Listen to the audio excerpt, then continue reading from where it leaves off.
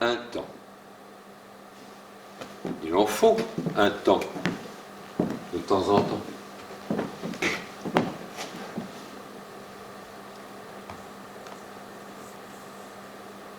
Comme si ça ne suffisait pas d'être plus ou moins mal en point d'interrogation.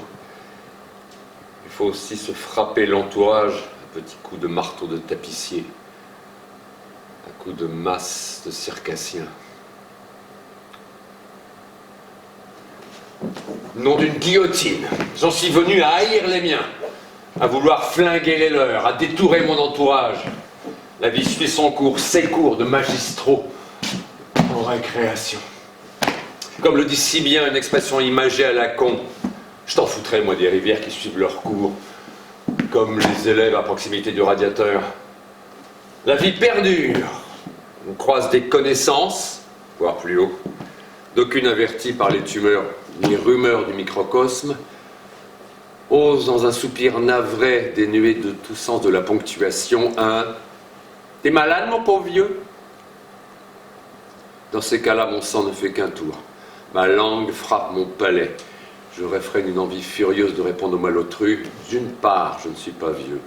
D'autre part, si j'étais pauvre, je serais le premier à le savoir et n'aurais aucun besoin qu'on me le rappelât de manière cavalière. Regarde-moi bien, du con. T'es cousin avec du conne? Je sais.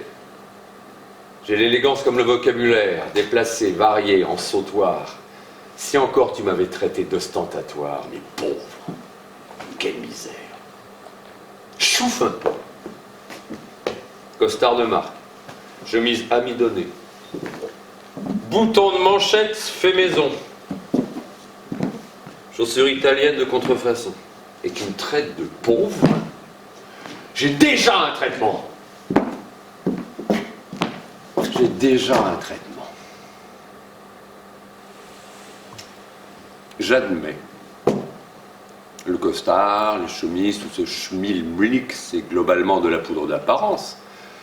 Mais tout de même, je mange. Faut-il me justifier si j'aime les pommes de terre sans beurre, le riz sans sauce, que j'aborde le foie gras de canard, les omelettes au cèpe, le caviar à la cèpe? Comme si j'avais pas le droit d'aimer la limonade de table, le taboulé en barquette. Et tu me traites de pauvre? Quand bien même, j'assumerai et j'affirmerai mon dénuement haut et fort. Je connais des subsahéliens qui n'auraient pas de mal à me croire. Et puis si je suis pauvre, les pauvres vous emmerdent.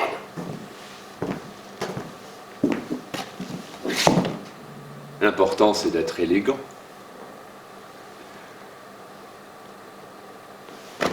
À tout le moins, je ne m'achète pas pour la somme d'un demi-smic des jeans déjà troués aux genoux avant qu'on ne les serve, sous le fallacieux prétexte que l'on est solidaire du peuple qui travaille ou qui chôme, mais ça, ce n'est pas lui qui choisit.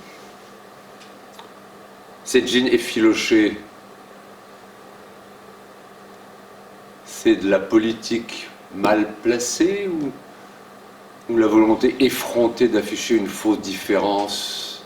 Jeunes gens, dites-moi, jeunes gens, je vous en conjure, jeunes gens.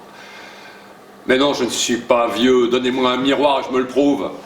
Si c'est uniquement pour frimer, laissez dépasser l'étiquette mentionnant le prix de ces fausses loques de luxe fabriquées par de vrais pauvres.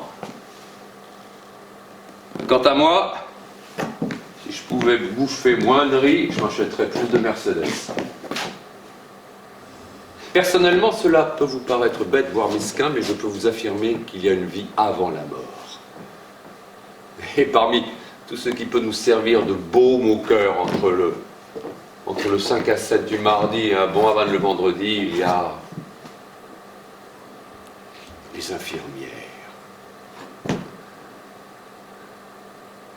Peu me chaud qu'elles portent ou non des culottes bariolées.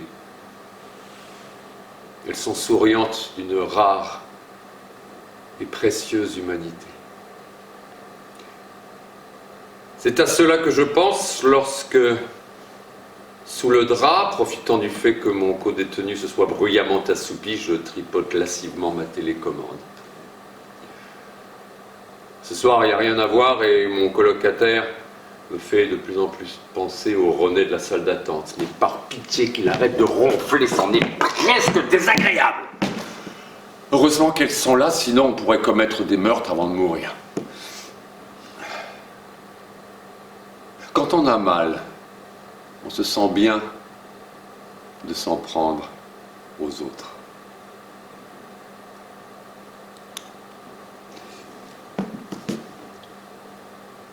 Sinon,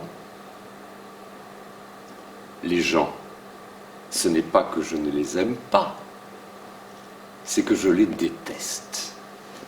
Carrément, intrinsèquement. Cela dire intrinsèquement ne veut pas dire que je les encule à sec, intrinsèque, etc. Pour faire un adverbe, juste que nous n'avons rien à nous dire. Or donc, les gens, vaste sujet. Commençons par le début, c'est pédagogiquement plus pratique. Au début, il y a les enfants. Prenons un enfant. Non, l'expression dans ces temps de paranoïa concernant la pédophilie est pour le moins suspecte. Prenez un enfant. Non, c'est encore pire. Ah non. On va m'accuser de...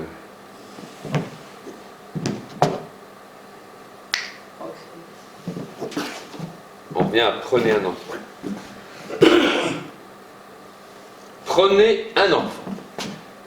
Non, c'est encore pire. On va m'accuser de proxénétisme aggravé sur mineurs de moins de 15 ans. Quand on pense que Souvendel est passé au charbon. Bon, c'est pas grave. Les enfants, on les reprendra plus tard, sur le tard de l'adolescence. Ah non, j'ai encore dit une connerie. On mouille, on a peur, on a envie. Gardez votre vie privée de rien. Reprenons les choses plus en amont de Vénus. Avant les enfants, il y a la femme enceinte. La femme enceinte. Si encore elle se contentait de vous demander des fraises à 4 h du matin au mois de janvier, de vous dégoûter du ballon rond alors que vous êtes élégamment avachi sur votre canapé en compagnie d'une bonne bière qui, elle, ne vous fait pas chier avec ses problèmes surpondéraux, si encore elle ne vous demandait pas de l'emmener à l'hôpital sous des prétextes futiles tels que les contractions ou la perte des os quand vous ne savez même pas où elle a rangé sa serpillière, ça pourrait encore aller. Si encore on était assez insensible pour la laisser pleurer comme si elle allait accoucher dans un train en direction de la Pologne ou sur le point d'expulser de son corps un petit noir vers Roissy. En fait, on est trop faible. On va chercher des fraises à la mi-temps quand l'OM est mené 1-0, qu'à plus descendre dans la bagnole, qu'elle se tape votre bière quand vous préféreriez vous taper la voisine ou l'épouse de l'oncologue, et que vous n'allez quand même pas exploser votre forfait pour lui appeler un taxi. Au bout du bout, elle vous refile un niard en prétendant que c'est un cadeau. Et après le spectacle ô combien érotique du placenta, elle est toujours pas foutue de vous dire où elle a égaré la serpillière. Et après ça, la douce, la rugueuse lui irait mieux, vous demande d'être père. Prenons un enfant. Non, j'en veux pas. Tu te le ranges où tu veux. Il était pas bien au chaud dans le liquide amniotique de sa mère, qu'il y retourne. Il y a des gens qui prennent le charter pour moins que ça. Prenez un enfant. Allez-y, c'est pas le mien. Allez-y. Ça gagne pas, ça débarrasse.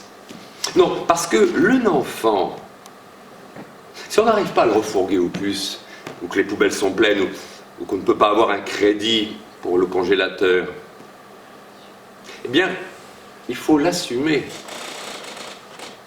Et ça, je ne le souhaite à personne. Même à elle. La salope. Mais je vous en reparlerai.